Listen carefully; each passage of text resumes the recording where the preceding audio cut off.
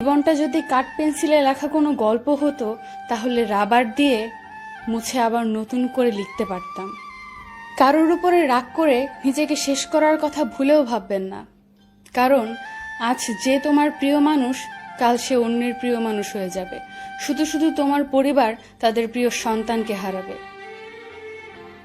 সেজে গুজে সুন্দর হয়ে কাউকে দেখানোর দরকার নেই।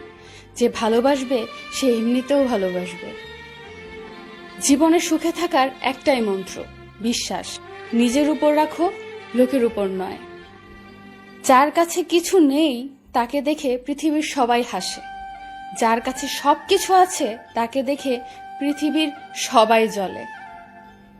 মানুষ যতটা যত্ন করে কষ্ট দেয় ঠিক ততটা যত্ন করে যদি ভালোবাসতো তাহলে ভালোবাসার সম্পর্কগুলো এত ভেঙে যেত না। কোনো কাজ করার আগে দুটি জিনিস ভাবা দরকার, এটা আমি কেন করছি, এর ফল কি হতে পারে। তুমি যখন ভালো কিছু করবে তখন ওরা প্রথমে তোমাকে দেখে হাসবে, তোমাকে দেখে হিংসা করবে, এরপর তোমাকে বাধা দেবে, এরপর এই তুমি সফল হবে। জীবনে হয়তো অনেক সময় অনেক আনন্দ আসবে, কিন্তু ক্লাসরুমে আর পড়ার বেঞ্চে বন্ধুদের সাথে আড্ডা দেওয়ার সেই আনন্দ হয়তো আর কোনোদিন ফিরে আসবে না। বর্তমান যুগে তুমি কোনো পশু কিংবা পাখিকে ভালোবাসলে সে তোমার সাহায্য করতে না পারুক, ক্ষতি করবে না, কিন্তু তুমি একটি মানুষকে যতই ভালোবাসো সে তোমার ক্ষতি চাইবে, তবুও সাহায্য করবে না।